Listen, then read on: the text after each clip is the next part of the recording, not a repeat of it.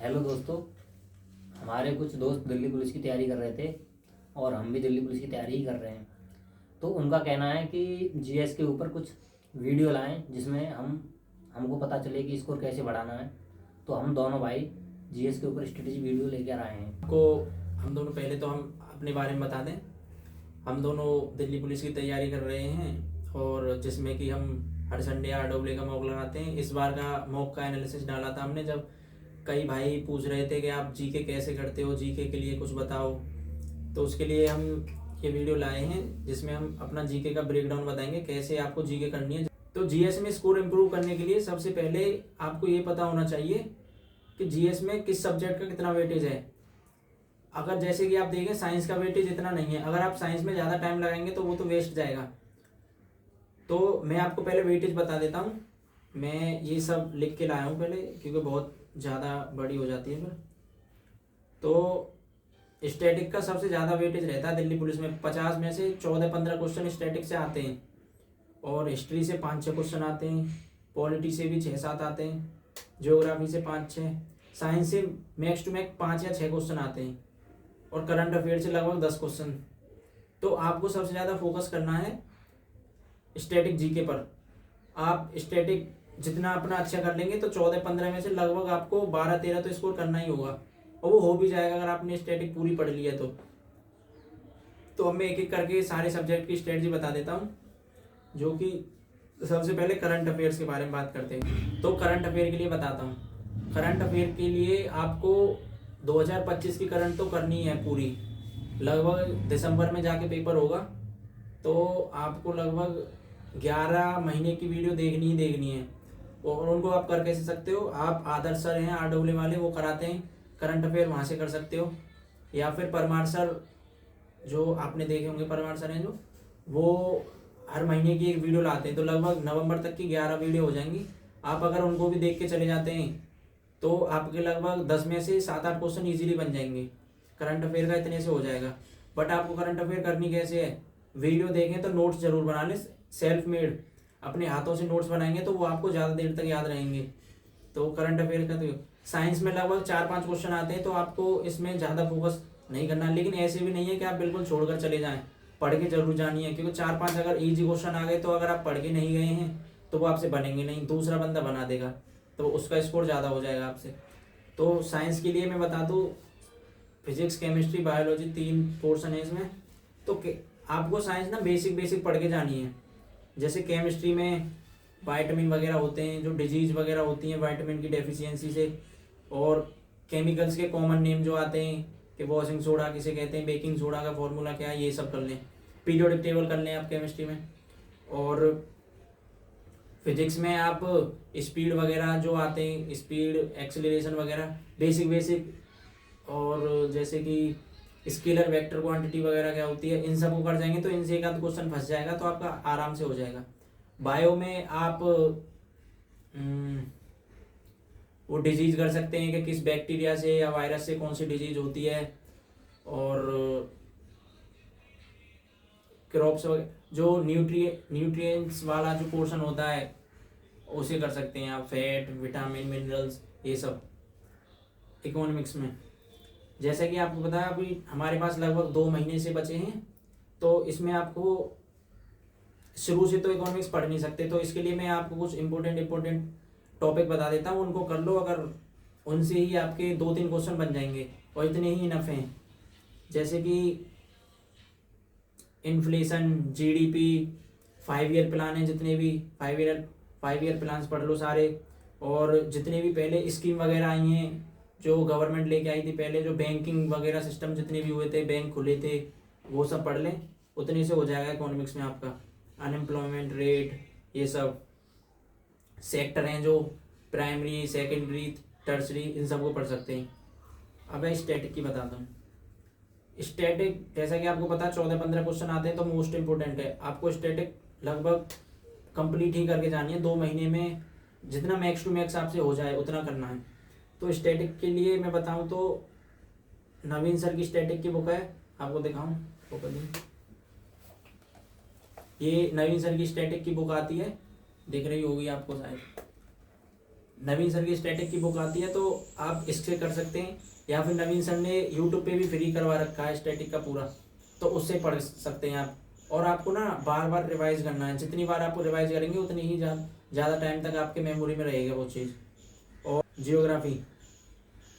Geography में 2 portion होते हैं, फिजिकल ज्योग्राफी और इंडियन ज्योग्राफी। जो फिजिकल है उसमें टेक्निकल टर्म ज़्यादा होते हैं, तो वो तो आपको समझने पड़ेंगे। आप उन्हें ऐसे ही नहीं रट सकते कि आपने डायरेक्ट देखा और रट लिया कि सॉइल फॉर्मेशन कैसे होता है, रॉक फॉर्मेशन कैसे होता है, बादल कैसे बनते हैं, ये सब चीज़, वर्षा, ओस वगैरह ये सब चीज़ आती हैं। ये टेक्निकल टर्म है, आपको ये समझने पड़ेंगे। और इनके लिए आप परमार सर की 1 शॉट वीडियो देख सकते हैं ज्योग्राफी की, बहुत हेल्पफुल रहेगी। आप वीडियो देखें, उसके नोट्स बना लें और उसको ही बार बार रिवाइज करें। आपके ज्योग्राफी के लगभग 90% क्वेश्चन उससे बन जाएंगे। इंडियन ज्योग्राफी भी इसी से हो जाएगी। पॉलिटी, मैं अपने पर्सनल एक्सपीरियंस से बताऊं तो सबसे जो जीएस में सबसे इजी पोर्शन जो मुझे लगता है वो पॉलिटी है, क्योंकि स्कोरिंग भी होता है। आप थोड़ा बहुत पढ़ के भी इसमें अच्छा स्कोर कर सकते हैं। जैसे कि इसमें आप कॉन्स्टिट्यूशन, जो संविधान है हमारा, उसकी हिस्ट्री थी, एक्ट वगैरह आए थे जो शुरू से, वहाँ से शुरू करके जिसे बनाने में मेकिंग ऑफ कॉन्स्टिट्यूशन है, जो भी जितनी भी मतलब सभा वगैरह हुई थी, कौन किसका अध्यक्ष था, कौन किसने क्या किया, ये सब पढ़ सकते हैं। और शुरुआत के जो 4 भाग हैं, पहला, दूसरा, तीसरा, चौथा, जैसे पहले में भारत और उसके संघ और उसके राज्य हैं, जो दूसरे में नागरिकता, तीसरे में मौलिक अधिकार हैं, जो चौथे में डीपीएसपी, इन सब को कर सकते हैं। तो और फिर इसके बाद आपको राष्ट्रपति उपराष्ट्रपति कर लेना है। फिर संसद वाले आर्टिकल, अगर जैसे आपने राष्ट्रपति और उपराष्ट्रपति कर ले तो आपके गवर्नर वाले सारे आर्टिकल क्लियर हो जाएंगे। ऐसे ही आप सुप्रीम कोर्ट वाले कर लोगे तो हाई कोर्ट वाले, क्योंकि इसमें प्लस माइनस कुछ 11 या 100 कुछ करना पड़ता है, उससे हो जाता है। और पॉलिटी तो मतलब ईजी है, अगर आप करो तो जिस तरह से मैंने बताया उसी तरह से कर लो, आपका हो जाएगा। बात करते हैं हिस्ट्री पे। मतलब जीएस में सबसे ज़्यादा वाइड कोई सिलेबस है किसी का तो वो हिस्ट्री का ही है। हिस्ट्री में 3 पोर्शन है, मेडाइवल है, मॉडर्न है और एंशिएंट है। सबसे जो ज़्यादा वेटेज रखता है वो मॉडर्न रखता है, दूसरे नंबर में मेडाइवल से आते हैं। एंशिएंट से सबसे कम क्वेश्चन पूछे जाते हैं जितने भी मैंने देखे हैं। तो आपको अभी जैसे टाइम कम है तो आपको एंशिएंट पे कम ध्यान देना है, आपको मेन फोकस करना है मॉडर्न पे और मेडाइवल पे।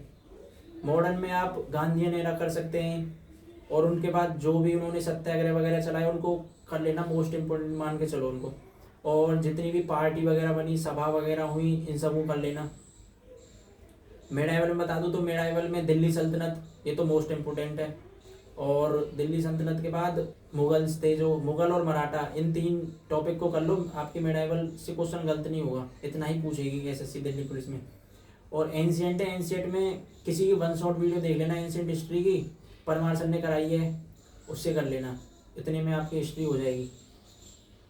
अब ये तो हो गई सब्जेक्ट वाइज, मैंने हाँ सबका ही बता दिया। अब बात करते हैं कि स्कोर बढ़ेगा कैसे। स्कोर बढ़ाने के लिए जो मेन टिप है वो है कि रिवीजन, आपको रिवीजन ज़्यादा से ज़्यादा करना है। जितने भी आपने अब तक नोट्स बनाए हैं या कहीं से भी आपके पास नोट्स हैं किसी भी टीचर के या किसी के, उनको बार बार रिवाइज करो। जितनी ज़्यादा बार आप रिवाइज करेंगे उतने ही आपके मार्क्स बढ़ेंगे। आप मॉक की बताऊं तो मॉक में जैसे आपने मॉक दिया और मॉक दे के यूं ही छोड़ देते हो, उसको एनालाइज करो कि मॉक में आपने कहाँ गलती की, कोई इजी क्वेश्चन गलत हुआ, वो गलत हुआ तो क्यों हुआ, आपको उन पर ध्यान देना है। जैसे आप मॉक देने के बाद, मैं पर्सनली बताऊं तो मैं क्या करता हूँ, जैसे आपने जीएस, जैसे आपने पूरा मॉक दिया तो जीएस के जो जो क्वेश्चन गलत हुए उनके लिए एक नोटबुक रख लो, उस नोटबुक में उन क्वेश्चंस को उतार लिया करो जो जो आपसे रॉन्ग हुए हैं, और फिर उनको रिवाइज कर लिया करो। दिन में मुश्किल से 5 मिनट लगेंगे, आप उन सारे क्वेश्चंस को रिवाइज कर लोगे। और ऐसे ही करके आपके पास जब पेपर देने जाओगे ना तो आपके पास वो आधी से ज़्यादा कॉपी भर जाएगी, क्योंकि हर मॉक में जाहिर है 10-12 क्वेश्चन से ज़्यादा गलत होंगे ही, और जो सही भी हुए हैं उनमें से जो तुक्के में सही हुए हैं उनको भी नोट डाउन कर लिया करो, क्योंकि उनकी आपको नॉलेज तो थी नहीं पर आपने तुक्के में सही कर दिए, तो उनको लिख लोगे तो आप वो परमानेंट मेमोरी में रह जाएंगे। तो इस तरह से आप जीएस में अपना स्कोर इम्प्रूव कर सकते हैं। और अगर वीडियो अच्छी लगी हो तो एक लाइक कर दें और चैनल को सब्सक्राइब कर दें। मैं आपको बताऊंगा, जैसे अब ये लास्ट टाइम है पेपर का, तो इसमें मॉक दे रहे होगे आप, तो स्कोर कम आता है सभी का, मेरा भी आता है। अगर आप डिमोटिवेट हो गए तो आपकी पढ़ाई नहीं होगी, पूरा दिन बिगड़ जाएगा, अगले दिन सोचोगे, फिर स्ट्रेटजी नहीं बनाओगे। उससे बढ़िया है जितना भी स्कोर आए आपने उस पर मतलब पढ़ाई नहीं छोड़नी है, मॉक दे के एनालिसिस करके मॉक को फिर दिमाग से निकाल दो। मैं पिछली बार भर्ती देखने गया था दिल्ली पुलिस की, तो मेरा स्कोर 40 नंबर आता था, और मेरा स्कोर वहाँ पे पेपर में 60+ था, तो मेरा नंबर आ गया था। इस बार भी मेरा स्कोर 60+ आ रहा है मॉक में, तो मुझे उम्मीद है कि वहाँ पे 70 के आसपास मेरा स्कोर आ जाएगा। तो आप मॉक से मत घबराइए। मॉक तो ये है कि आप एक प्रैक्टिस कर रहे हो, तो ये भी कहीं से क्वेश्चन आते हैं, जो पेपर बनाते हैं ना वो आपकी पढ़ाई में से ही आएगा। RW थोड़ा अपने हिसाब से चलता है, थोड़ा हार्ड पेपर आता है RW का, तो इससे घबराए ना बिल्कुल भी। और एक और जो मेन टिप मैं दूंगा वो है PYQ आपको करके जाने। भले ही जैसे कि आपने सुना होगा वेंडर चेंज हो गया, एडिक्विटी आ गया, कोई भी वेंडर आ जाए, PYQ हमेशा मोस्ट इंपोर्टेंट रहेंगे। अगर आप सारे PYQ कर जाएंगे ना, तब भी आपके 25+ क्वेश्चन आराम से सही हो जाएंगे। PYQ, अब आप पूछो PYQ कहाँ से करें, PYQ के लिए एक बुक है, ये पिनेकल की है, SSC की बुक, दिल्ली पुलिस की। इसमें पूरे मतलब पिछले 4-5 साल के PYQ हैं, तो इसको आप कर जाएंगे ना पूरी को, और ज़्यादा टाइम भी नहीं लगेगा आपको, आराम से 1-1.5 महीने में ख़त्म हो जाएगी ये। मतलब दिन में अगर 1 घंटा भी दोगे तो इसे, तो आप इसको कर जाएंगे तो आपके आराम से 25+ GK में हो जाएंगे। और बाकी जो सब मैंने पहले बताया उसको कर लो, आराम से 35+ स्कोर करोगे आप। धन्यवाद, और हमारी मेहनत के लिए लाइक कर देना और चैनल को सब्सक्राइब। बाय। तो जय श्री राम।